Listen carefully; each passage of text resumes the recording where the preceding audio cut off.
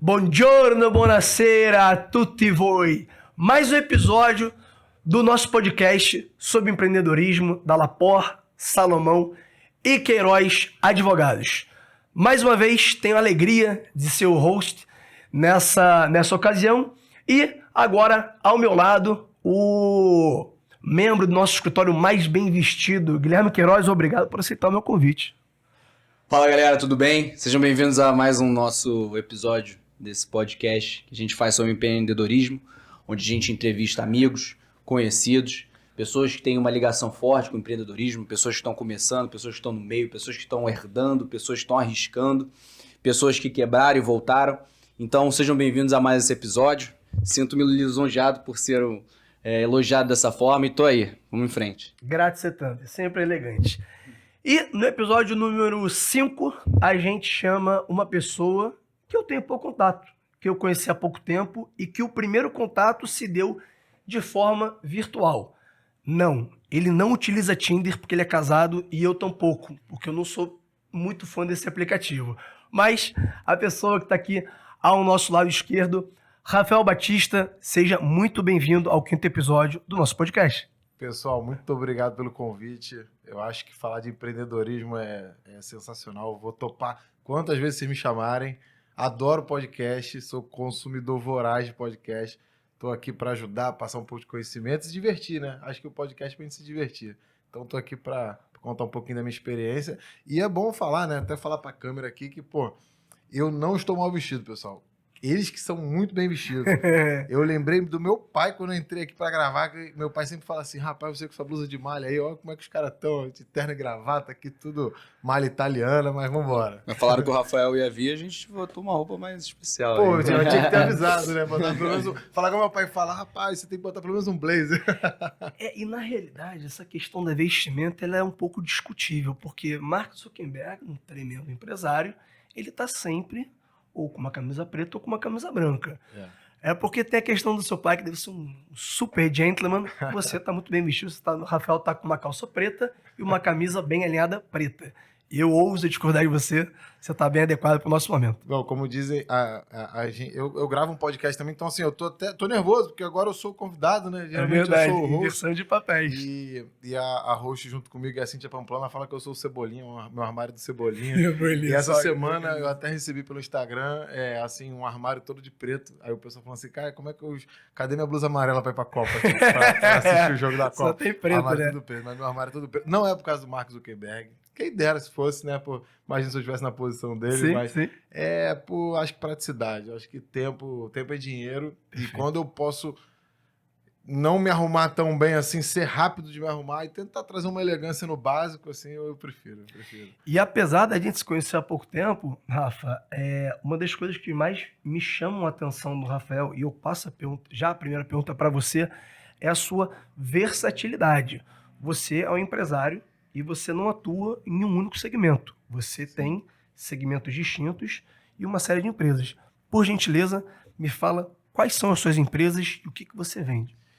Então, pessoal, eu sou engenheiro eletricista de formação. Então, eu me considero um engenheiro, tenho muito orgulho de ser engenheiro e eu atuo como engenheiro eletricista. Mas, eu digo que eu sou apaixonado pela engenharia, mas eu amo empreendedorismo. Então, mas isso demorou a acontecer, né?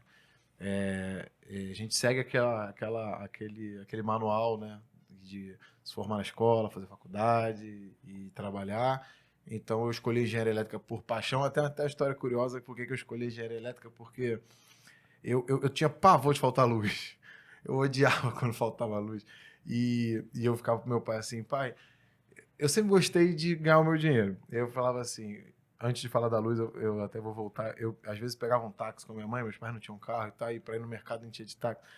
E aí, quando ia pagar o táxi, eu achava que o taxista tinha muito dinheiro, porque ele contava o troco e era uma catota de dinheiro. Sim. Falava, mãe, eu quero ser taxista. Tudo de R$2. Porque eu nem me lembro. Era real, claro, mas assim, R$1 ainda fazia sucesso. Sim. Mas era 1, 5 e 10, ele tinha muito. E eu queria ser taxista. Então, quando faltava luz, eu falava assim, pô, pai, se faltar luz, quanto é que o senhor pagaria para vir luz agora, assim? Quanto deve ser para gerar luz para as pessoas e tal? E eu ficava com isso na cabeça. Com 10 anos de idade. Não, acho que uns 13, 14, eu já tinha uma consciência. Acho que 10 anos era o táxi. Mas a parte da engenharia elétrica foi quando eu falava assim, quanto que o pessoal pagaria para ter luz e tal? E ele falava assim, acho que muito, né? Aí voltava a luz, a galera... E aí faltava a luz, a galera... Então assim, luz me deixava assim... Falei, isso deve valer muito dinheiro. Então eu escolhi a engenharia elétrica por isso. Eu lembro quando eu fui fazer lá o vestibular, escolhi a engenharia, sempre gostei de matemática e física, então a engenharia era a consequência. Mas eu escolhi a elétrica por isso. Eu falei assim, eu quero que não falte luz. Assim, ilusão de quem entra na faculdade, não sei vocês entrando no direito, né? Você entra às vezes com um propósito que você, sim, às vezes você não vai alcançar, Ariano mas é uma Suassuna, primeira meta. Ariano Suassuna falava que entrava pra direita que não dava pra nada. Aí ia fazer É, direito. tem um vídeo bacana dele, né? Mas o legal é o storytelling. É a primeira vez que eu vejo algo a respeito tão doce, tão simples, sabe? Com 14 anos já tem essa noção, Não, é muito tinha, bacana. cara, tinha. O empreendedorismo tá lá em casa. Aí, falei de escolha de profissão, né? Vou chegar nas empresas, mas o empreendedorismo tá dentro da minha casa, né? Então, assim, meu pai era funcionário e vai ser legal falar dele, porque ele é a base. Eu nunca vi meu pai acordar triste para trabalhar. Ele todo dia acordava para trabalhar, até quando não tinha trabalho.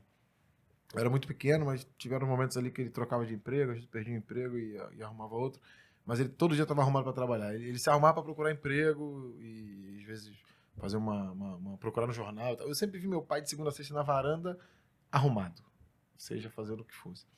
Então, talvez por isso que ele implique com a minha roupa muito básica. Porque meu pai estava sempre com a calça social, uma blusa social, um sapato. Todo dia, de segunda a sexta. Então, o empreendedorismo sempre teve lá em casa. Meu pai foi funcionário muitos anos, né? Ele se formou, ele é técnico em eletrônica, e aí foi trabalhar em grandes empresas. E minha mãe, ela costurava. Então, minha mãe já empreendia. Minha mãe tinha uma oficina de costura. Ela e a irmã, e depois botou uma ajudante. Então, tinha isso dentro de casa. Eu via lá um monte de tecido cortado no chão e tal. Achava aquilo incrível. Ficava brincando com os rolos de linha, né? Viajando ali um pouquinho. Então, o empreendedorismo sempre teve lá em casa. Meu pai sempre incentivou. Ele sempre incentivou. Então, ele fazia treinamentos comigo que eu acho que todo mundo deve fazer, sabe? Eu tento fazer com meu filho. Meu filho tem 2 anos e meio. Eu fico tentando explicar ele como funciona, né? E até, às vezes, eu vou para São Paulo, trabalho, que eu tenho empresa lá, eu vou chegar lá, meu filho fala, vai para São Paulo ganhar tutu, né? Então, eu sempre falo assim, eu vou sair de casa para ganhar dinheiro, né? Eu sempre trago para ele isso, que o trabalho, e você trabalhando bem, você é bem remunerado. Que é o ônus e o bônus, né? Você ir de casa, o filho, ele quer ter o pai por perto. O Marcos Piangi fala isso num vídeo que ele fala assim, antigamente as pessoas falavam assim, o filho sempre reclama do pai sair para trabalhar. E aí a maioria dos pais fala, eu tô indo para pagar conta, tô indo porque meu chefe tá me ligando, tô indo, e mostra uma mensagem de que é ruim, né, o trabalho. E já se você passar aqui, não, o papai tá indo porque só o papai sabe fazer um negócio, só o papai sabe trabalhar com isso, o papai vai ajudar outras pessoas, o papai vai resolver o problema de uma outra pessoa, e aí você passa a imagem de herói pro filho, né? E isso meu pai fazia. Eu tinha uma noção, assim, que ele era um herói, porque ele acordava para trabalhar sempre feliz. Então, assim, a disciplina e ser disciplinado, e meu pai é muito disciplinador e disciplinado. Então, acho que isso foi acho que a principal base de eu empreender e fazer dar certo algumas empresas, né? A Então, formação assim, dele era qual? meu pai é técnico em eletrônica, e foi técnico a vida toda, né? Ficou feliz de eu escolher engenharia, porque ele queria fazer engenharia, não chegou a terminar, mas chegou a cursar um pouco. Mas ele ficou feliz de eu ter me formado. Então, voltando lá, a casa sempre foi empreendedora. E aí meu pai sempre fazia um exercício comigo de tipo... tinha um gibi da Turma da Mônica, eu adorava. Ia lá comprar no domingo, aí tava lá, R$2,50. Aí ele falava, filho, vende amanhã pra gente comprar no domingo seguinte. Não que ele precisasse daquele dinheiro, assim, eu não tô contando história triste, não. Só comprou outro se vendesse. Não. É mais um ensinamento, né? Aí eu pegava a caneta, cortava assim, riscava o R$2,50, botava R$2,30. Perfeito. Mais barato, tava usado, né? Perfeito. Mas eu vendia. Não me lembro de eu entregar o dinheiro a ele, acho que eu nem entregava, mas o fato de eu vender, ele me ensinava 2 coisas. Não acumular. Eu não sou acumulador. Eu não gosto de aquele armário caindo coisa. Assim, tudo pra mim tem que estar clean. Eu acho que já veio daí, porque a gente sempre foi ensinado a vender o que não usava mais. Perfeito. E me dava...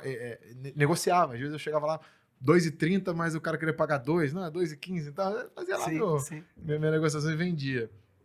Então ele sempre incentivou, e tem vários exemplos aí que ele sempre me incentivou a ganhar uma grana. E meu pai também, ele pagava por serviços, assim, você vai ter uma mesada, eu não lembro se era mensal ou alguma gratificação que ele dava, não me lembro a frequência, mas era por serviços prestados ali, de limpar, recolher cocô do cachorro. Ou seja, essas trabalhou, coisas, assim. levou. Trabalhou, Nada levou. mais É justo isso, e é enriquecedor isso, do que é ter isso. essa dinâmica no dia a dia. Trabalhou, levou. Então a Muito história... legal. Então a minha base é empreendedora. E eu vejo muito isso. Depois meu pai vai até e abre uma empresa, né, que existe até hoje. É uma pequena empresa, mas super sólida.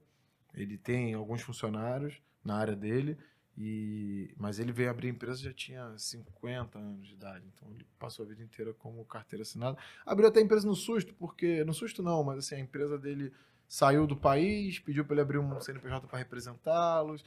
Assim ele virou empresário. Então também depois foi muito bom entender que ele emitia nota fiscal, que tinha um contador, sabe? Então essa noção também... Aí eu já tinha uns 16 anos, mais ou menos, quando ele abriu a empresa. E aí você falou das empresas, né? Então eu comecei com uma empresa de engenharia elétrica, que chama Eneutec. Ela começou no Rio de Janeiro. Ela cuida de grandes consumidores de energia. Então, indústria, shopping, hospitais, a gente faz manutenção, instalação, subestações, instalação elétrica. Então, grande consumidor, tem subestação, e se tem subestação, chama Eneutec. Não deixa faltar luz. Né? E acabou. Aí você vê, né, quando você cria um propósito lá atrás, parece que as coisas caminham para acontecer. Então hoje eu diria, assim, até de uma forma até emocionada, tipo assim, hoje eu não sou milagre, falta luz na concessionária, falta luz pro cliente. Sim, sim. Mas a minha obrigação é deixar qualidade e estabilidade. Então, assim, e aí se falta na concessionária tem que ter grupo gerador e etc.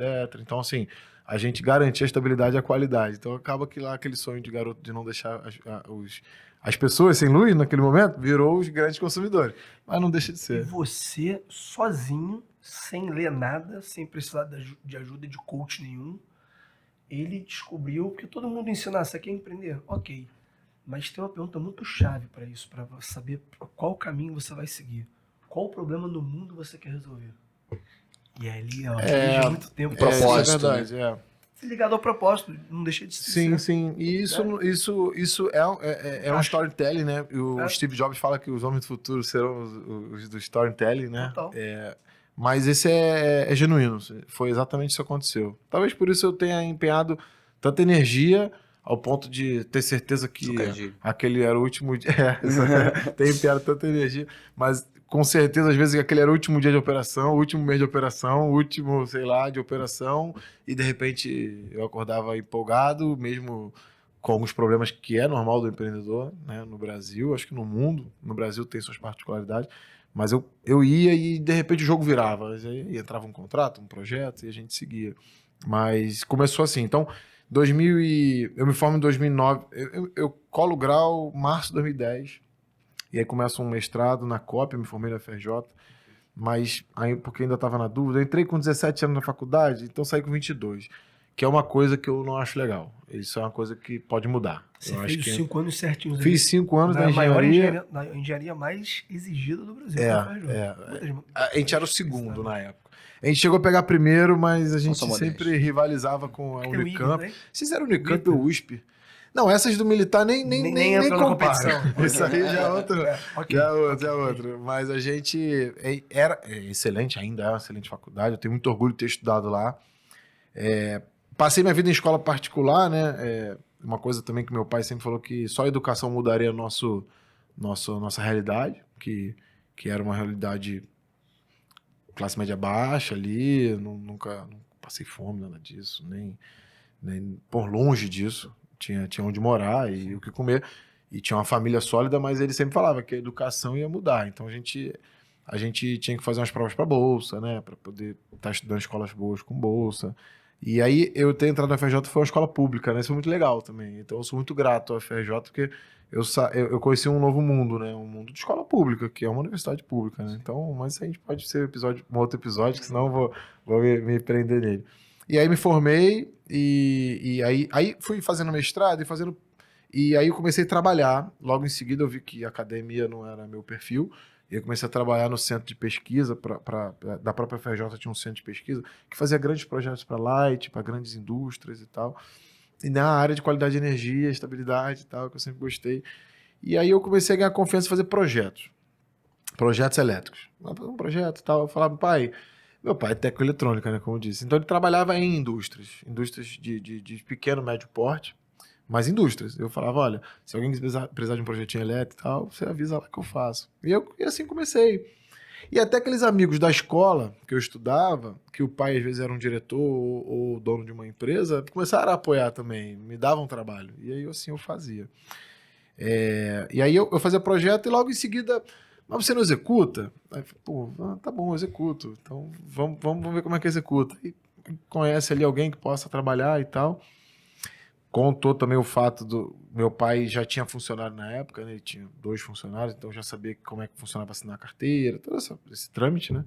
E a gente contratou ali 1, 2, aí dali pra frente eu não lembro, porque aí são, boom, aí a empresa alavancou, a gente chegou em 2019 a gente tinha 100 funcionários, assim, a gente cresceu bastante. E aí, bom, em 2018, em 2018 eu falo assim, poxa, eu vou para São Paulo. Aí abro a Eneltec São Paulo por puro, assim, medo das indústrias estarem indo embora do Rio de Janeiro. Ok. Porque eu conheci 3, 4 que foram embora no mesmo ano, por violência, falta de incentivos, etc. E aí foram embora, eu falei, pô, tô indo pra onde? São Paulo. Falei, então deixa eu ir pra lá também. Aí fui pra São Paulo, acabei parando no interior de São Paulo, na cidade de Sorocaba, e dali eu expandi para outras cidades, ou já tendo o estado de São Paulo, mas eu comecei por Sorocaba. E aí, mas faltava. É aí que eu falo, faltava. Aí eu tava satisfeito como engenheiro eletricista, não satisfeito, assim, eu acho que a empresa ela é responsável por vidas. E acho que quando o gestor, o dono, o fundador fica satisfeito, que é aí que mora o perigo, e aí você pode depois perder a sua empresa e prejudicar as pessoas. Então eu nunca fiquei satisfeito no sentido de sem energia, não, sempre tive. Mas eu falei assim, mas eu tô querendo fazer alguma coisa diferente. E aí comecei a ver que a minha paixão era abrir empresas. Eu tive uma sensação muito boa de abrir a de São Paulo. Chegava momentos que eu estava mais preocupado em resolver, sim, é só uma brincadeira, né? De trocar uma lâmpada em São Paulo do que montar uma subestação no Rio, sabe? Tipo assim, Pelo desafio. pelo desafio, Pela novidade. pela novidade, exato. Eu senti isso. E o Rio estava bem estruturado, né? Com profissionais bem capacitados. E aí eu falei, bom, acho que tá aí o que me dá energia. E aí em 2019, eu fui para a empresa de biotecnologia, que é a GCL, que trabalha com células-tronco, porque minha irmã é doutora na área, então ela já queria empreender, a gente monta a GCL. E aí começa a pandemia, a GCL até faz alguns projetos para Covid, que aí me deu aquela sensação de, tipo, caramba, eu tô estudando aqui processo da Covid, porque a gente fazia um estudo com pulmão, né, e tinha a ver com Covid.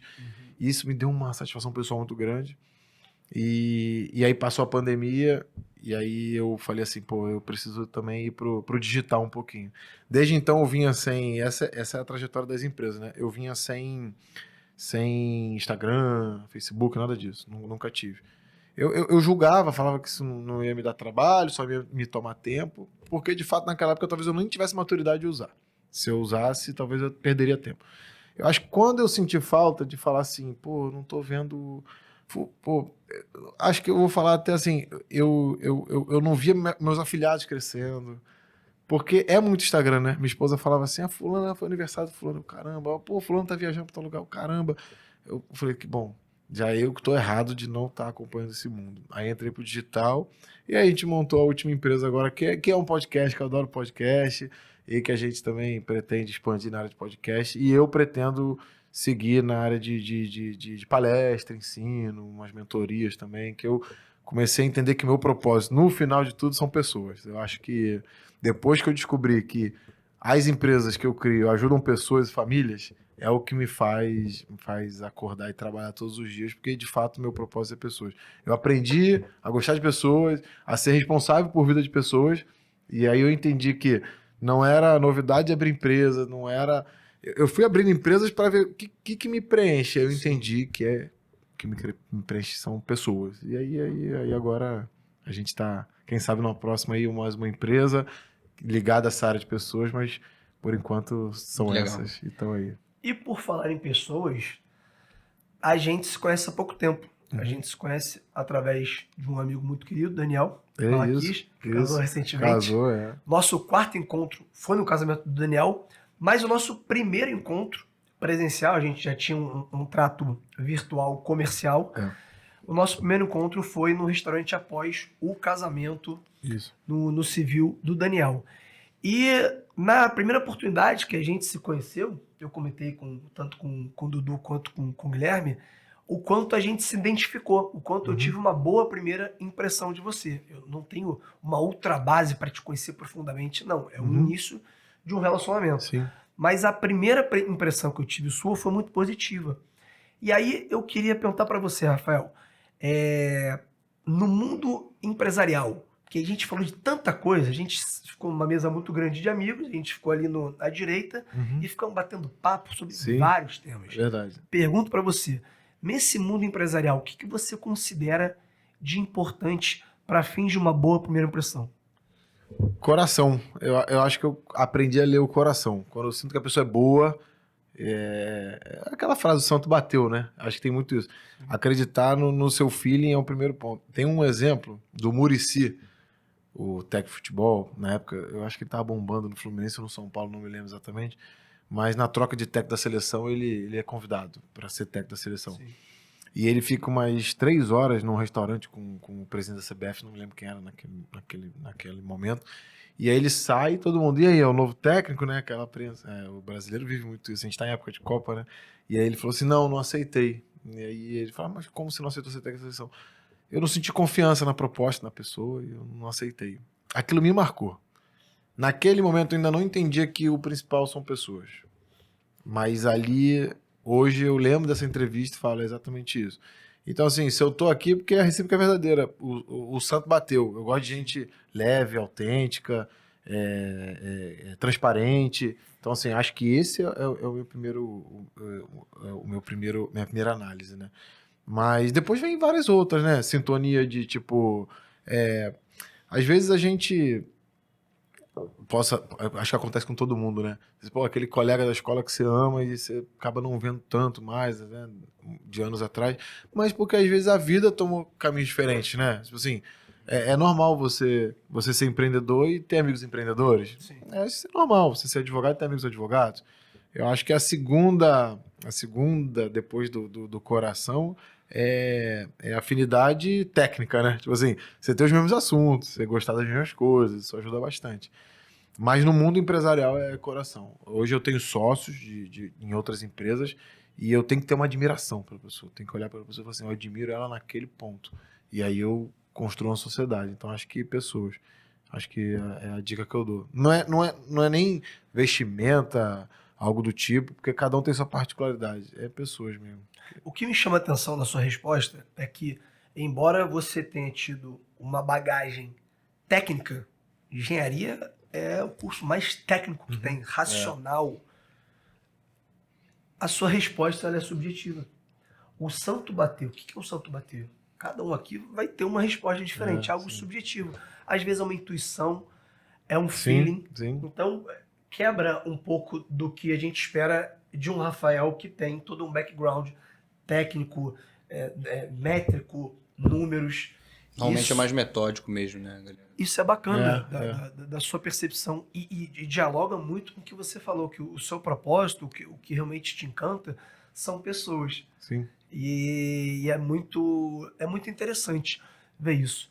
Nesse sentido, Rafa, eu queria te perguntar, qual foi a sua potência, pegando carona, potência, um termo super utilizado, né, Da na elétrica. engenharia. Qual foi a potência que te levou a... Primeiro desafio, você falou bolsa em colégio, um dos vestibulares mais difíceis do Brasil, terminar a faculdade em 5 anos. A gente tem diversos amigos da engenharia que terminaram em 6 anos, deixaram o afã da faculdade levar a chupada. É aquele negócio, né, que eu tirava 5, tirei 5. Falei, gente, o que é isso? Era um negócio assim, Não, já. mas Estou pagando, vou terminar em 5. Terminou em 5. Mas tem prova na faculdade, se tira 5 é muito bom. Lá na engenharia. Física 3. Física Porque 3. direito é o mais contrário, né? Tira 5, você fala, ih, cara. Uma das É faculdades engraçado. mais difíceis comparada com engenharia Com e certeza. medicina. E a pergunta é nesse sentido. Qual foi a sua principal motivação, a sua principal força para entregar tanto no tempo? Então assim, quando eu era mais novo, eu não tinha essa maturidade de falar, eu vejo pessoas, nada disso. Isso veio com o tempo, veio com erros, de me aproximar, às vezes, de pessoas que não tinham esse bom coração, mas poder me trazer contratos e tal. Eu já tive toda essa fase. Que eu acho que acontece. Teve um podcast que a gente gravou, que a pessoa fala assim, quem tá começando, você tem que escolher o que você quer trabalhar, escolher o cliente que você quer, representar a marca que você se identifica. Isso tudo é muito difícil no início, né? No início você pega o que vem na frente. Você quer trabalhar, você tem que faturar, você tem que fazer... Mas eu comecei a perceber que a médio prazo, as pessoas que às vezes naquele primeiro momento me traziam esse recurso ali, né? Um trabalho e tal, uma nota fiscal para emitir, não ficava por muito tempo, porque às vezes por algum motivo ou outro, que não tô aqui pra jogar ninguém, não era uma pessoa que eu considero boa, né? Então assim, e aí eu comecei a entender que para relacionamentos a longo prazo é o coração que eu comecei a avaliar. Pelo menos é o que me faz bem. Eu gosto de estar do lado de gente legal, pra cima, com energia e tudo mais. Então isso veio com o tempo. Mas lá no início foi muito chicote do meu pai, assim, e uma mensagem muito clara dele. Chicote, gente, no bom sentido, de cobrança, né?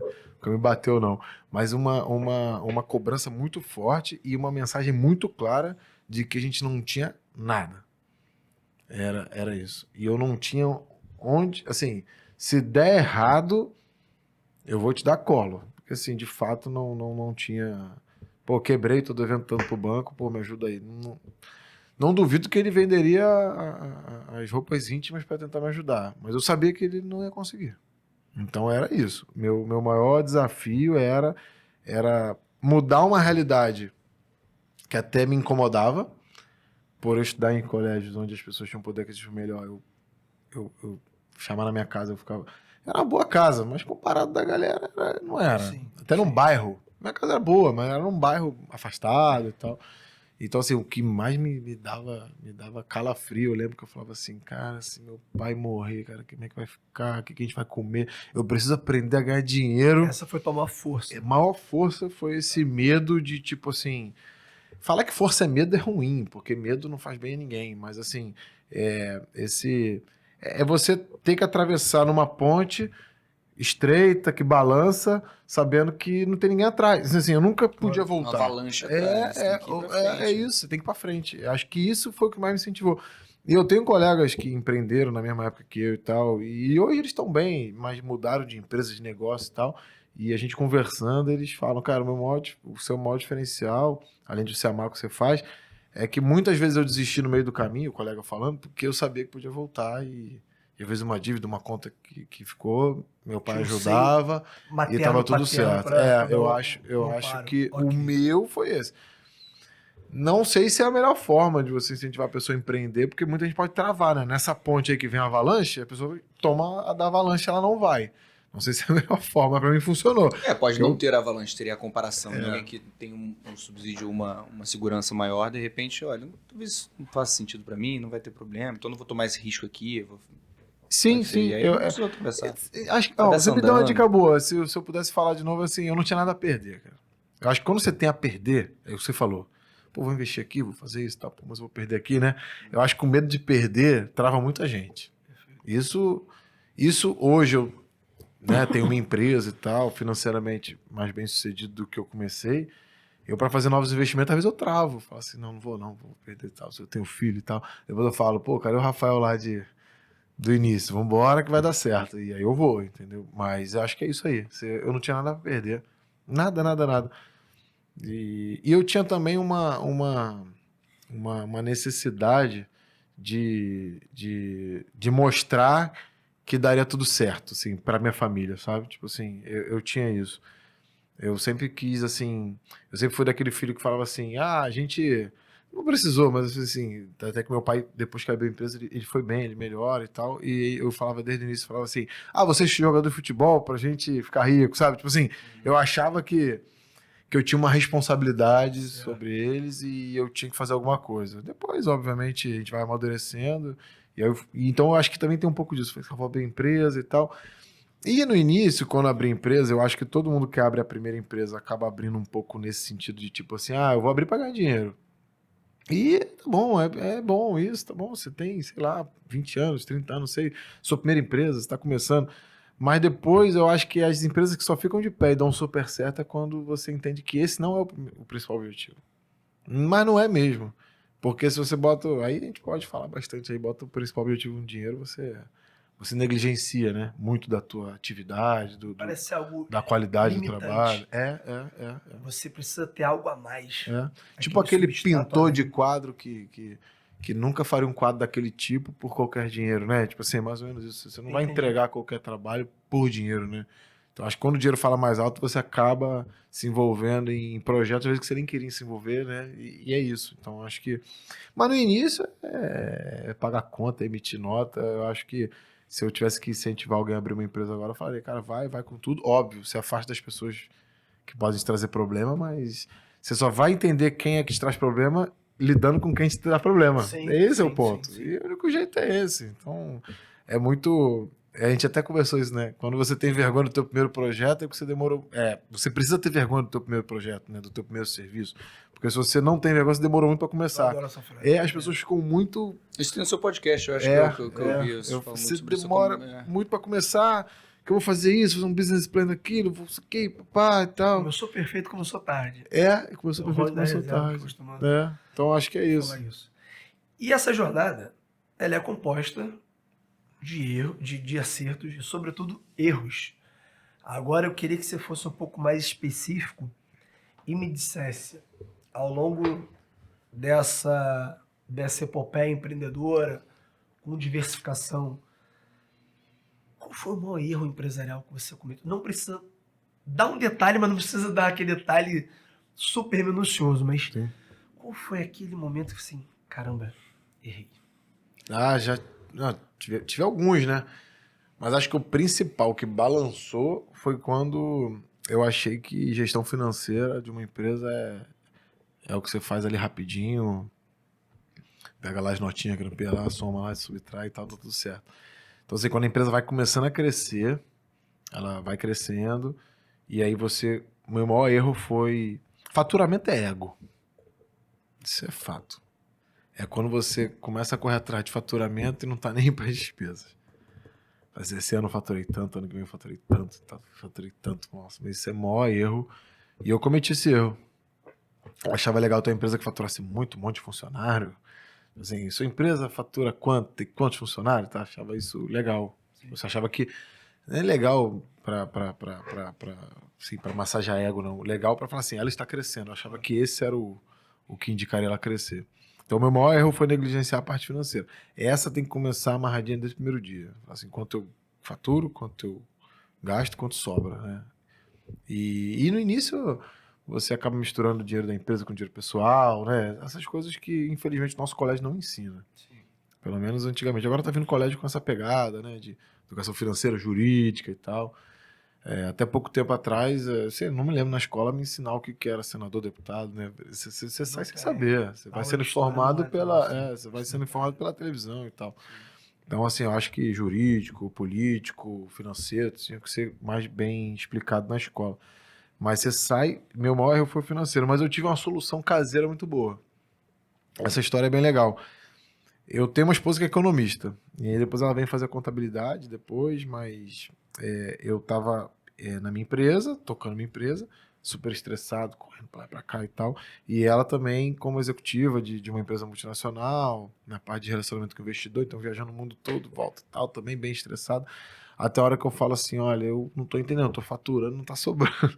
Quer dizer, você começa a ver a conta ir pro vermelho, você começa a entender. E aí eu consegui convencer a mulher mais cabeça dura nesse sentido, que foi criada, os pais naquela educação muito formal, de tipo, ou é concurso, ou... Carol fez curso de inglês ali, fala inglês perfeito, fez aquelas coisas tudo muito perfeitas, né? E saiu para trabalhar numa grande empresa, e o sonho dos pais era isso. Então eu consegui convencer a mulher mais cabeça dura de que aquilo era a receita, né, do sucesso, e também, mas naquele momento não estava fazendo bem a ela.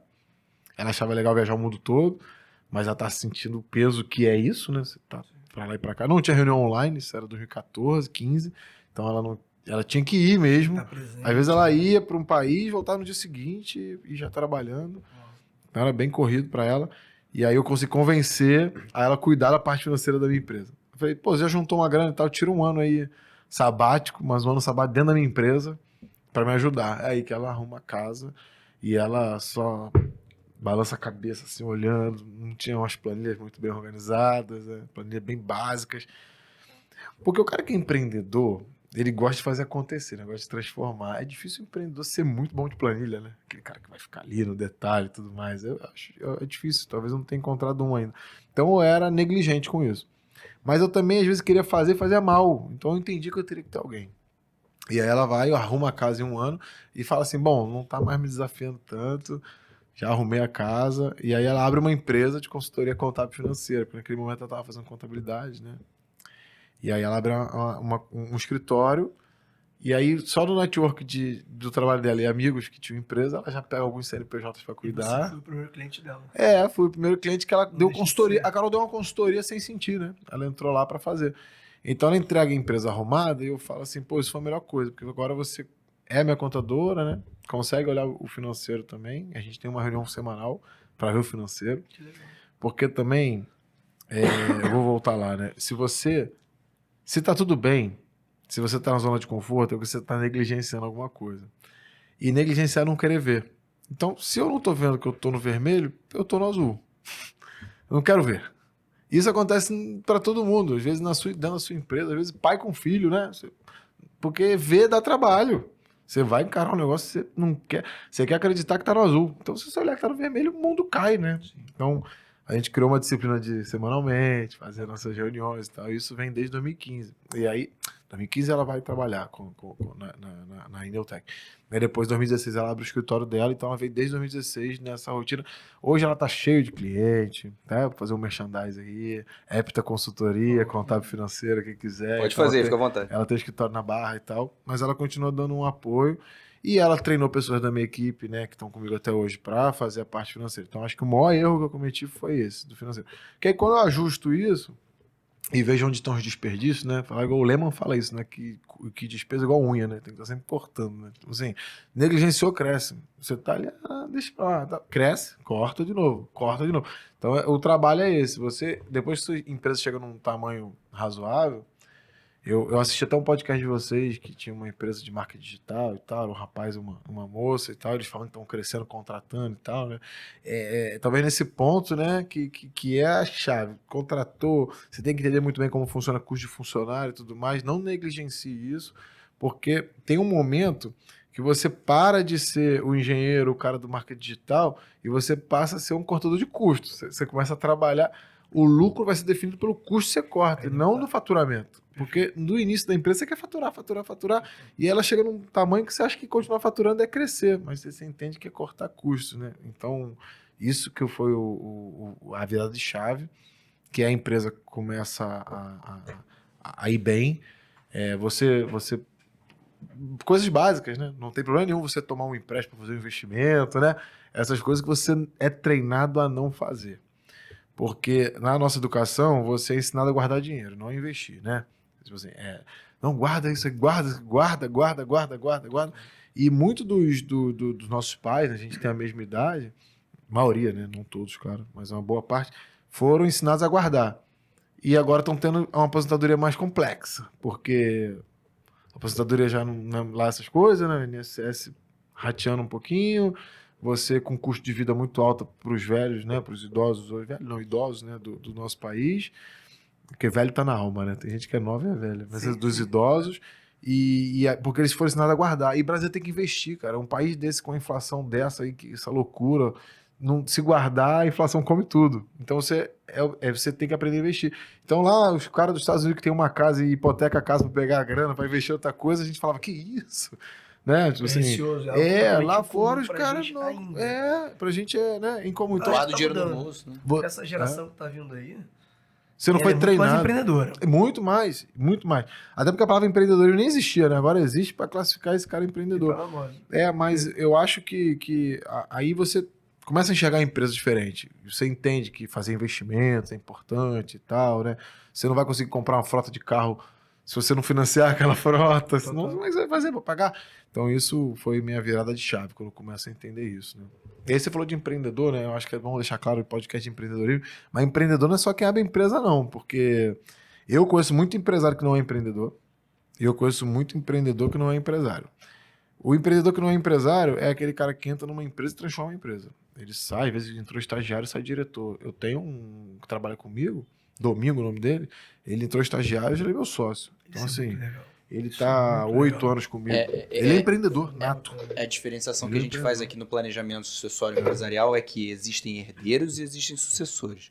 Eu acho que é mais ou menos por aí. Sim. O herdeiro é aquele cara que vai pegar aquilo ali, vai quebrar a empresa, vai fazer o que seja. O sucessor não, ele vai suceder na sua atividade. Ele tem aquela capacidade ali para exercer a atividade que você deixou e deixou pro seu filho. Então é mais ou menos por aí. E o cara que é perfil. empreendedor e não é empresário é esse, por exemplo. E o que é empresário e não é empreendedor é aquele que... Eu ouvi dizer que o empresário é aquele que compra um caminhão de mamão e paga R$1 no mamão e vende a 3 na feira. Esse é empresário. O empreendedor compra o mesmo caminhão a R$1, vende alguns mamões a 3 porque tem que ter gente ali. Outra parte ele corta e vende cortado, que já é 7 ou 8 para dona de casa não querer ter trabalho cortando. E o restante ele faz suco e vende a 10. Entendeu? Esse é o empreendedor, que é o cara que transforma, né? Então, assim... E aí ele pode ser tanto o cara que fundou a empresa de mamão, como quem trabalha com o dono da empresa, né? Então, acho que tem que diferenciar, porque esse podcast e podcast de empreendedorismo vale para todos, né? Bacana. Eu gostei muito do seu exemplo e do seu exemplo você nunca tinha compartilhado comigo. Esse foi Do legal. herdeiro e do sucessor, não vou esquecer. É bem legal pra gente ter uma visão 360 graus de inércia e dinamismo. E realmente a figura do empreendedor, ela deve refutar qualquer tipo de zona de conforto. Rafa, a gente preparou a sua entrevista com uma dinâmica de passado e futuro. Para a gente finalizar essa parte de passado, eu queria saber de você. A gente estava conversando em off que você é muita coisa. Você é marido, você é pai, você é filho, você é amigo, você é sócio, você tem a tua vida esportiva, tem a tua vida empresarial. O ponto aqui é, o que na sua vida profissional é inegociável? E além disso, o que você renunciou para chegar até o presente momento? A gente está sempre renunciando. Sim, sim. Empreender é renunciar, é dizer não para uma série de coisas e dizer sim para poucas coisas. Eu tenho uma frase que, assim, que eu não sei quem falou, e eu acho que eu meio que montei essa frase, eu vi numa outra frase, que a gente faz muito isso, né? A gente tá na dúvida, fala que é um provérbio chinês, tá tudo certo. Sabe quem Nada se falou? cria, tudo se copia, tudo se transforma. No início do WhatsApp eram umas frases bonitas, no final, Albert Einstein. Eu falava, cara, ele não falou isso. Né? Albert Einstein, cara, ele normal dava entrevista, você não tiraram essa frase de Albert Einstein. Mas o segredo do sucesso eu não sei, mas o do fracasso é de dizer sim pra tudo, né? Então, assim, é renúncia. Renúncia é dizer não. Então, assim, como que eu trato, né? A palavra pode ser um pouco forte, mas, assim, é só uma forma didática, pessoal. Não tô dizendo que minha esposa, meu filho são empresas, não. Mas eu trato eles como empresas. Eu trato tudo num planner onde eu tenho que dedicar tempo a todo mundo e me desdobrar para estar presente com tudo. Então, assim, o que você falou, marido, pai, etc. Tem um podcast do Maurício Meirelles que eu adoro, que é o Achismos. Ele é muito engraçado, né? Então passa rápido pra caramba. E aí ele fala da série do Michael Jordan, né? Do Arremesso Final. E aí fala, pô, o maior jogador de todos os tempos, né? Mas dificilmente ele foi o maior pai de todos os tempos, né? Ninguém sabe se o filho era ou não, mas ele deu esse exemplo, né? Porque, assim, é muito difícil ser o maior de todos os tempos em tudo, cara. Isso é impossível, na verdade. Não vou dizer que é impossível. Então, assim, não sei, a relação dele com o filho espero que tenha sido ótima, mas ele deu esse exemplo. Será que, ele até usa, será que ele foi um pai excelente? Pensar, né? Aí tu fala, verdade, né? Porque... Então, assim, eu trato dessa maneira. Eu sei que eu não vou ser excelente, mas eu acho que eu peco como amigo. Eu não sou um amigo excelente em matéria de presença. Eu sou aquele do grupo que eu sou sempre criticado, que eu não estarei presente naquele evento. Mas eu botei na minha cabeça que casamento, batizado, aniversário e tal, eu estarei sempre presente. É o seu Esse é o negociável negociável. no campo social. Amanhã mesmo, pô, amanhã é sábado, eu tô cheio de trabalho, mas aí até que é aniversário da fulana. Eu falei, tá, vamos dar uma passada lá, né? Tem um evento da escola do meu filho e um aniversário. Então, tá bom, mas chegando em casa eu tenho que trabalhar, porque não gosto muito de trabalhar final de semana, né? Assim, trabalho quando necessário, mas evito depois que eu fui pai, porque aí também é o momento de você estar com o filho, né? Então eu trato gestão do tempo. Eu sou muito favorável à gestão do tempo. E, Rafael, você vê isso como também um business? Porque não deixa de ser um network, né? Conhecer pessoas, assim, Então, isso eu tenho muito, cara. Isso assim, aí- vou para um casamento porque Isso negócio, aí. mas lá não deixa de ser voluntário ou involuntariamente. Isso Não deixa de ser uma forma de conhecer, estreitar laços inclusive foi um dos motivos que você chegou aqui, né? Assim, exato. eu acho que... Não, eu sou muito a favor disso. Como eu falo, aquele chopp com uma roda de 5 amigos, de seus amigos de infância, é maravilhoso. Eu sempre que posso estou presente. Mas não na frequência talvez que eles gostariam, né? Porque eu sei que vai me prejudicar nas outras tarefas que eu tenho ali. E eles até falam assim, eles brincam, falam assim, mas aqui também não tem network, né? São teus amigos de... Não, não é isso. É porque eu sei que num batizado, vocês estarão, mas também vai ter outras pessoas, então assim, é gestão do tempo mesmo. E a gente que é empreendedor precisa conhecer gente. E uma coisa que eu tava sentindo muita falta de estar na internet para conhecer mais gente através da internet, porque o meu network orgânico tava ficando limitado, né? Tem uma hora que não tem mais. Então a internet me trouxe mais Amplitude, contatos. né? Mas As é o que pessoas você... vão saber quem é você Isso, e você não vai saber quem é aquela pessoa, porque o seu canal tá no YouTube e isso. eu quero falar exatamente a respeito do seu podcast. Rafael, na maior parte do tempo, ele tá entrevistando e não sendo entrevistado. Rafael começou há mais ou menos uns 2 meses e meio, acertei? A estreia foi 5 de outubro, né? Então tem... Fazer 2 meses, Papo de Compadres, sigam no YouTube, Rafael e Cíntia. Fala um pouquinho. Cíntia Pamplona é minha comadre. E eu entro no digital por causa disso, né? E aí o que eu falo, você falou da gestão do tempo, para concluir a parte de gestão do tempo, e o online tem muito a ver com isso. Então, assim, eu renuncio muita coisa, mas hoje o que eu não renuncio é trabalho. Então, toda semana eu tô nas minhas empresas, presente, fisicamente presente. Estar fisicamente presente, às vezes, pode ser uma reunião online também, né? O online traz o físico para perto. No metaverso tá aí, daqui a pouco a gente pode entrar nesse assunto. Mas eu estou sempre presente nas minhas empresas e eu tempo dedicado a esposa e filho. Que não é junto. Tempo da esposa, tempo do filho, tempo da família. Então, assim, eu saio para jantar com minha esposa, É só ela. só com ela. A gente sai, né? Sempre que pode, se diverte junto e deixa com a vovó, o que seja, e vamos passear. Isso também ela faz parte do meu negociável, né? E meu filho também. Então, você fazendo uma boa gestão do tempo, dá tempo para tudo. O dia tem 24 horas. Você dorme aí de 7 a 8 horas. Tem gente que consegue dormir 6, outro 8, mas sobra 16, né? Para Quanto quem você dorme dorme? 8. Não, eu não sou desse que acorda 4 da manhã para falar, para meditar e fazer flexão de braço na varanda, não, isso não. Mas eu ali entre 6 horas, 6h15 tô na academia, todo dia, porque eu Mas gosto. quantas horas você dorme? Eu vou dormir umas 10, 10h30, então eu Não, durmo bem. tipo, tempo de... 7 horas, Ah, tá. 7 a 7 8 horas horas, de sono, você tá bem. Você bota ali de 10 a 5h30, às vezes eu vou dormir 9h30 e tal, eu gosto de dormir cedo. Eu li uma vez, eu ouvi, não me lembro, que o melhor sono é de 8 à meia-noite, né? Se você dorme de 9 às 5, dormiu 8 horas, você dorme muito melhor do que de meia-noite às 8. Porque parece que seu organismo... você ficou vendo televisão até meia-noite, ficou no computador e tal, né? Aí eu não sei explicar, não sou da área, mas eles dizem que é o melhor sono, né? Albert Einstein. Que depois das Cheio de 6, depois das 6, 7, seu corpo é treinado para ir desacelerando, né? É a natureza nossa. Perfeito. Então você tem que ir pra cama essa hora, mais 8, 9. Mas enfim, eu tento fazer isso. Mas então, gestão do tempo sobra 16 horas, né, cara? Dá pra fazer muita coisa. Dá pra fazer muita coisa, é só você se organizar que dá pra fazer. E aí, voltando pro online, né? Aí que entra online. Eu tava... Essa parte do network orgânico tava já crescendo, mas muito pouco. Falei assim, vou pro online. E a Cíntia Pamplona, que é a minha sócia no papo, é a minha comadre, que eu sou padrinho dos filhos dela, ela é madrinha do meu filho. Eu conheci o marido dela no MBA de gestão empresarial. É um ponto importante falar, pessoal, estudar é sempre bom, né? tem essa história de que o cara largou Harvard, não, porque, tipo assim, esses caras largaram Harvard, então eles podem largar Harvard. É porque Harvard não era suficiente para eles, a verdade é essa.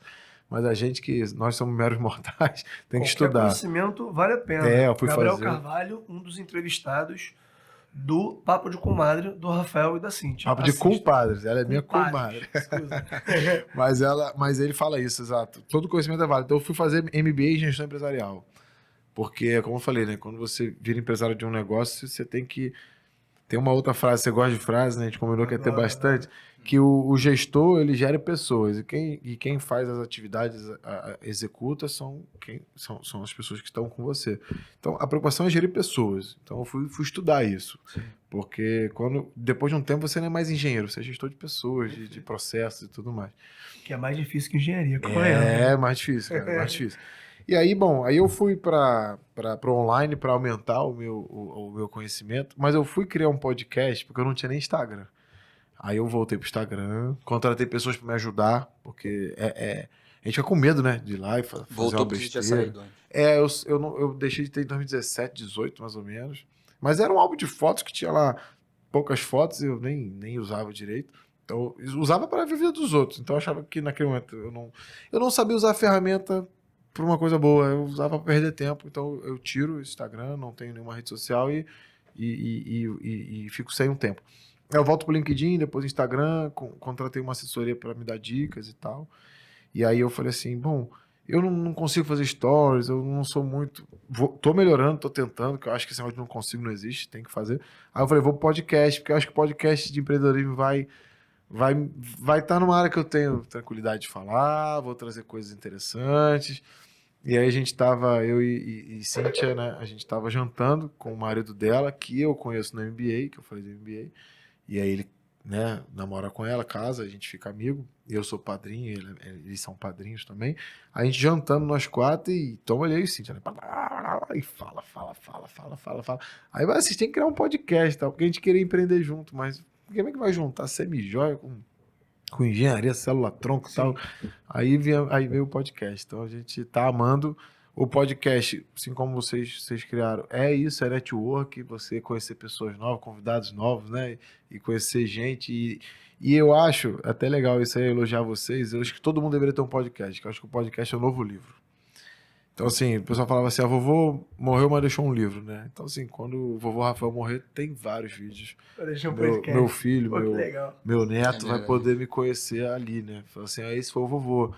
E você narra a tua vida, né? Ali. Então acho que... E além disso, podcast, na minha percepção, é um ganha-ganha-ganha. Ganha quem tá entrevistando, a gente sempre sai mais rico daqui, e fica trocando ideia na varanda, e fica trocando ideia ao longo da semana.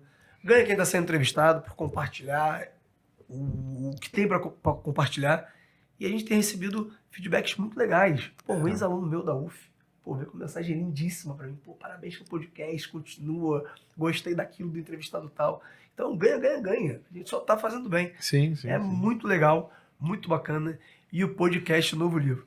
Rafa, o último bloco da nossa entrevista fala um pouco a respeito do futuro. A gente falou de passado, a gente falou da sua trajetória, de gestão, do podcast. E eu pergunto para você a respeito de futuro. Célula-tronco, energia elétrica, tudo isso está relacionado a uma visão futurista do que vai... Uma visão futurística. Então, o que você pensa a respeito do mundo empresarial no futuro daqui a 10 anos? Como é que você vê? Quais seriam as principais mudanças? Qual seria o oceano azul? Como é que você realmente faz um exercício correlacionado, evidentemente, com a sua experiência? Se quiser trazer as suas áreas para o futuro, por favor. Beleza. Então, eu acredito... A Ariano Suassuna falava isso, né? Que o otimista é um tolo, o pessimista é um chato e eu sou um realista esperançoso. Então, assim, eu sou o realista esperançoso, porque eu sei, né, da realidade, né, das vezes dos riscos, mas sempre esperançoso. Então, o futuro, que você vai falar para mim é o melhor de todos. Eu não tenho medo do digital mais tive. E eu falo para quem está ouvindo que nossos pais, nunca generalizo, gente, só estou sinalizando até por experiência minha. Lá atrás, quando começou o computador, A maioria pagou curso pro filho, mas ele mesmo não foi fazer. Falava que computador era coisa de jovem. E etc, etc, etc. E hoje, a maioria das pessoas mais velhas estão sendo engolidas pelo computador. E quando param para usar, não sabem usar a favor, né? Sim. Às vezes contra, perdendo tempo e tudo mais. Então, o mundo é digital, daqui a 10 anos é tudo digital. Então, quem não está no digital tem que entrar no digital agora. Essencial. Essencial. Não é uma ferramenta para melhorar. Virou obrigação. Eu falo isso muito com minha esposa, que não é muito a favor. Tem Instagram, até como álbum de fotos e tal, muito... Ela é muito... Ela é mais tímida até. E eu venho trabalhando até com ela pra falar assim, cara, vai pro digital. Porque eu sou da teoria que a gente tá criando nosso avatar no digital e o relacionamento vai ser tudo avatar. Não vai ter mais currículo, vai ter Media Kit, as pessoas vão fazer... Nosso podcast daqui vai ser no metaverso e vai ser super legal também. Nosso avatar com gravatinha? Vai. E cada vez mais real, e cada vez mais real. Ok. Então, assim, o futuro tá no digital. Então, assim, aí, cara, se você quer ir pro digital, vai pra onde você quiser, faz o que você quiser, mas faz alguma coisa, começa a construir seu avatar, começa a construir seu CPF, né, sua identidade ali, porque é ela que vai ditar o ritmo das suas conquistas. Infelizmente, pra quem não gosta, felizmente pra quem ama, e bom pra mim, que, tipo assim, eu preferia que não tivesse, porque eu sou muito bom no olho no olho, mas eu já tô aprendendo e tô indo. Mas Pra ser campeão não tem que escolher adversário, né? Tem que ser não dá, cara. Você tem que ir. Você tem que ir. E como a versatilidade te acompanha. Isso de um cara que entrou no digital há pouquíssimo tempo. Ele não disse que é uma faculdade o digital. É essencial. De um cara que está com 3 meses no Instagram e já começou também com podcast. Isso é versatilidade. Começaram juntos, né? Isso é adaptabilidade e isso é darwinismo. Eu quis voltar... Boa, você mandou bem. Né? eu vou copiar essa no meu podcast. Eu quis voltar e eu falava assim, não, eu lembro que eu falei assim, não, os reels, os cortes do pod vai ser meu story. Tipo, tá bom, eu corto dali e jogo pra cá, porque eu não sou bom ainda e espero ficar de pegar o telefone e fazer. Tipo a Cíntia, né? Que, pô, é piada o que ela faz. Ela faz um story, você fala assim, ó, você tem que fazer isso aqui, ela vai e faz na hora. Cíntia, beijo pra você. A gente vai gravar daqui a pouco. Depois eu vou entrar lá pra A gente começou numa discussão. A maior verdade é que quem te critica quer estar onde você tá. Também, e aí, pra quem vai entrar no digital, a pessoa fala assim, não entro porque vão criticar e tal, sei o quê. Não tem problema. Tem até um podcast do Thiago Nico que ele fala que talvez até as pessoas que te criticam são do seio familiar. E ser criticado por eles é muito triste. Mas é porque você mudou, cara. Você cresceu, você mudou. E você não deve mais tanta satisfação pra eles assim. Total. E eles são de outra geração, muitas vezes. Então, assim, vai na tua intuição, vai. E às vezes a pessoa tá te criticando, uma hora das vezes, às vezes um amigo, eu comecei assim com a Cintia, porque não é que ele está no lugar, mas você fica assim, pô, a pessoa tá... É feito manada, né? Primeira coisa de alguém que solta da manada é quem ficou falar assim, não vai não, né? Sim. Fica aqui. Senão eu vou ter que ir também. Senão eu vou ter que ir também. Então, assim, foi numa conversa, a gente fala isso no episódio, que ela explica como ela trabalha o digital, que eu achava que era besteira, por ignorância, e entendo como ela faz e como ela alavanca o negócio, e aí eu vou, digiro aquilo há algum tempo e a gente entra junto. Então, assim, começou numa conversa de crítica. Então, assim, quem te critica muitas vezes tá querendo somar contigo, só que não tem coragem, né? Então, acho que bacana isso... como é que essa sociedade é uma sociedade que se completa, né? Eles dois, vocês têm os antagonismos e se juntam em prol de concretizar um projeto, de entregar um produto e ter o podcast de vocês. E muito porque ela deu a mão também, né? Que ela Sim. traz uma segurança. Ela está bem posicionada, né? No Instagram, etc. Mas vamos lá, porque é o último bloco, não pode estender tanto. Sei como é que é o tempo, não pode estender. E eu queria falar muito disso. A grande virada de chave na minha vida, que eu comecei a montar outras empresas, foi que eu pensei que eu deveria me posicionar nos setores do futuro. Isso não é coincidência. Foi uma análise minha, né? Então eu estava na engenharia elétrica já há um tempo, e aí eu falei assim, eu preciso estar em energia, e assim eu fui, com alguns investimentos em usina solar e tal. Eu preciso estar em biotecnologia, até pela facilidade de ter minha irmã como referência mundial na área, e ela queria empreender. E é mundial mesmo. Ela é professora da Universidade da França, etc. Mora na França, volta para cá, né? Tá sempre nesse intercâmbio lá. E eu vou abrir um parênteses da universidade pública. Minha irmã e eu temos a mesma concepção. Ela vai, aprende, volta e tal, porque a gente fala que o pai de vocês, o pai aqui do nosso produtor, pagou a nossa faculdade através dos impostos. E a gente tem como obrigação devolver para o Brasil impostos. Bacana. Então a gente Bacana. não abre mão de empreender no Brasil. E mesmo de morar fora, nós já tivemos chance, nada contra quem vai, Sim. mas a gente tem, porque se não fosse universidade pública, a gente não teria se formado onde a gente se formou. Gratidão, né, Rafa? É isso, Como é bonito ter devolver. Gratidão aqui, ó. E não é na gratidão veia. pelo político, não, é gratidão pelo sistema, Sim, pelos sim. cidadãos que pagaram Claro, minha faculdade. claro. Então, assim, eu devolver imposto, essa é a nossa obrigação. Então, lá, isso foi só um parênteses. Mas aí eu falei, vamos me posicionar em energia, biotecnologia, e eu tenho algumas outras ideias, mas assim, aí tem várias áreas do futuro, né? Só eu falava assim, pô, fintech e tal, eu não levo jeito e tal, eu fui me excluindo também, não adianta você querer Dá abraçar pra o mundo, abraçar né? o mundo todo Então eu também. fui onde eu consegui, e a parte do online, eu gosto muito dessa parte de ensino, sabe? Eu acho que vocês também, vocês estão ensinando aqui, e eu acho que o Papo de Compadre, qualquer podcast, migra para ensino, né? De você ser chamado para uma palestra, daqui a pouco você dá um curso, uma mentoria, coisa séria, né, não é por dinheiro não, para ajudar pessoas mesmo. Então eu fui procurando. Então acho que o ensino online é o futuro, não no online assim de faculdade EAD, não, assim, essa parte de você contratar um curso avulso e fazer mentorias, coach, etc. workshop. A parte de biotech e a parte de energia, que é onde eu estou posicionado. Meu próximo, eu até montei uma fábrica, né, em São Paulo, que tem a ver com isso, na parte elétrica, mas eu acredito no último agora que eu vou me posicionar com mais força é na mobilidade. Eu acho que tudo é mobilidade e todo mundo deve pensar em mobilidade. Então, hoje, até mesmo uma subestação, que para você construir, você levantava a parede e tudo mais, fazia toda uma alvenaria e construía, você pode hoje fazer dentro de um container, por exemplo. E aí o cliente que sai de um lugar para outro, às vezes está num galpão alugado, ele pega a subestação e leva. Foi o Uber, assim, né? Tudo é mobilidade, né? As bicicletas, tudo. Então eu acredito muito em mobilidade. Eu acredito em casas móveis que você vai desmontar e montar de novo. E aí vem aí o steel frame com força, né? Para o Brasil. Então, assim, além dessas posições do energia, biotech e a parte de ensino digital, acho que a mobilidade me atrai muito. Então, para o futuro, quem estiver aí ouvindo a gente, pensa em mobilidade para qualquer área. Hoje tudo é mobilidade, é você pedir comida no aplicativo, é você se deslocar para o aplicativo. Hoje ninguém mais quer ficar parado. E quanto mais você facilitar a mobilidade, Gestão de tempo. é Otimização de recursos. otimização de recursos. Isso vem da sua bagagem de engenheiro, da sua bagagem de empreendedor ensinada pelo seu pai. Isso. Tudo se fecha, né? Eu acho que a gente Bacana, vai... aqui a gente consegue fechar vários links. E, para quem está prestando atenção no podcast, a última pergunta que eu faço para você, eu acho que eu já sei o que vai vir, porque você em algum momento já deu essa pista. Eu pergunto para você, qual é o seu maior sonho profissional?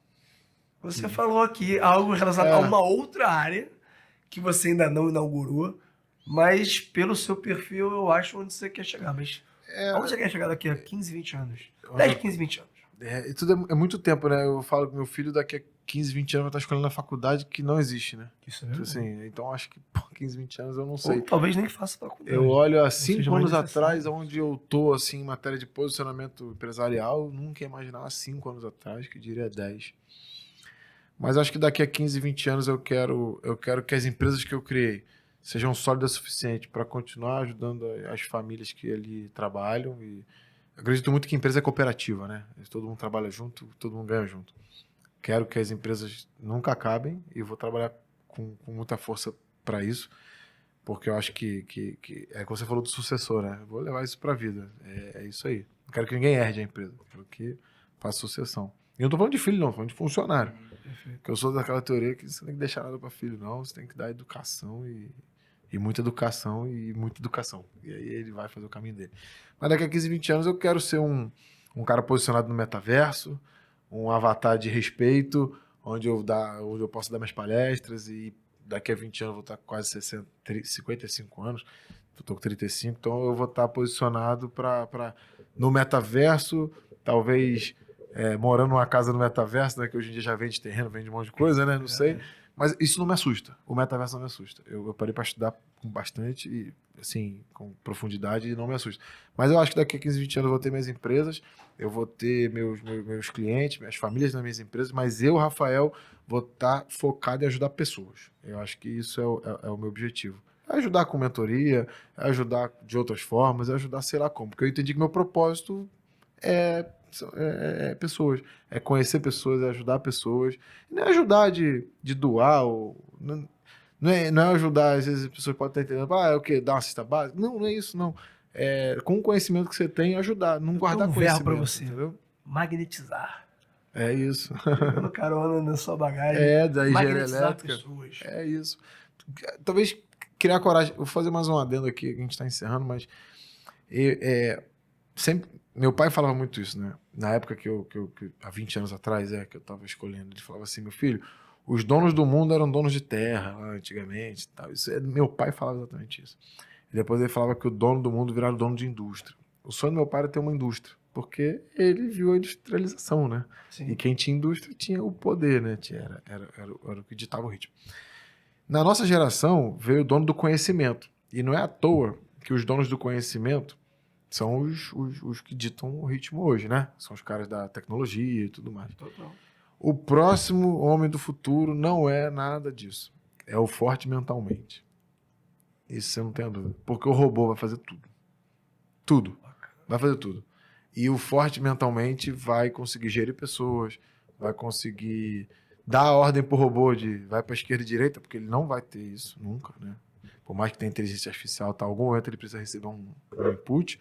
Então, assim, para mim, o cara o forte mentalmente. Então, eu espero daqui a 15, 20 anos trabalhar a minha força mental para estar forte mentalmente, para me fazer representar no mundo online e tá ali com as minhas empresas em operação, mas espero que também totalmente transformadas. Porque se eu achar que eu vou estar na elétrica passando cabo, alimentando, quem disse que a potência não pode ser sem fio daqui a um tempo? Se os dados e tudo já é sem fio, Você vai se por adaptar. que a potência não pode ser sem fio? Você começar a distribuir, transmitir energia sem fio, né? Então, assim, a gente não sabe. Então, eu espero que a empresa esteja sempre se adaptando, todas as empresas que eu criei, e eu ajudando a adaptar, mas para isso tem que estar forte mentalmente, né? Nunca me abalar de tipo assim, odeio o Instagram, não gosto disso, não quero saber disso, como nossos pais faziam lá atrás, né? Coisa de jovem, não quero saber disso. Porque eu também aposto, né, até pela GCL, que a gente vai durar aí mais de 100 anos, 120 anos. 100. Que legal. Eu aposto nisso porque a nossa empresa imprime tecido de órgão para teste. Para imprimir órgão é muito tempo ainda, mas vai chegar. Não vai ter mais transplante, vai ser impressão de órgão e daqui a pouco não vai ter nem mais. Aí a gente vai viajar aqui, acho que vai imprimir até gente. Essa foi bastante. A gente vai imprimir até gente daqui a pouco, eu acredito Imprimir nisso. até gente. Então eu acho que... Westworld, né? E aí eu acho que a gente tem que se adaptar para não...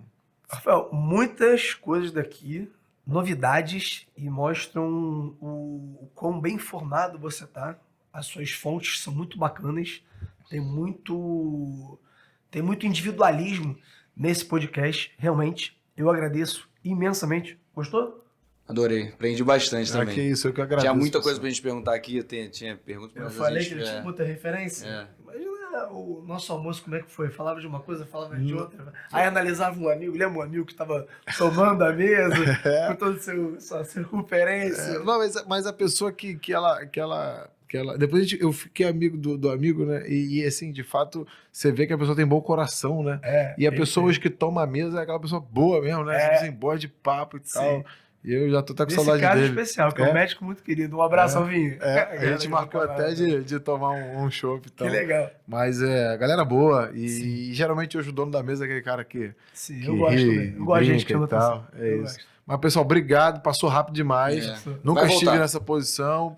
Volto quantas vezes vocês quiserem, até pra fazer uma roda, né? Podcast hoje tá virando roda de conversa, né? Você vê alguns podcasts que tem 2, 3 convidados que juntam todo mundo e conversa. Tem gente também que tá querendo fazer isso um papo colado, né? Vocês também vão lá, estão convidados a estar no nosso podcast para poder somar. Legal, e é isso. Foi um prazer estar com vocês. Espero ter ajudado e ter deixado... Ajudou, enriqueceu, divertiu.